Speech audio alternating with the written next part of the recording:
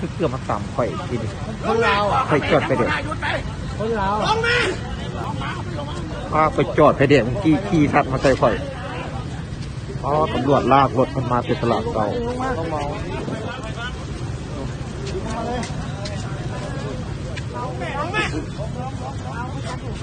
ต่ำเลยลากมาเลยน้องขี่เกือบตามรถข่อยเบิ้งรถกระตัวลากมาเป็นตลาดเก่าลากมาบนดิน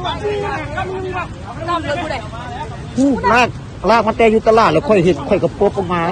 ค่อยยัดรถต่ำหักไปแดงมาเลยน่ะจากคนไม่เห็นค่อยลากมาแต่ผม ในห้องหมอเพศศาสตร์เรามาทำยังไงถูก เดี๋ยวเราพูดซื้อมาโอ้แล้วคนรอดซีนบอก หาคนตกกระโดดแล้วนะใครแน่คนตกกระโดดใครเห็นลากมาดู ลากมาทางโรงเรียนแทนคนนั้น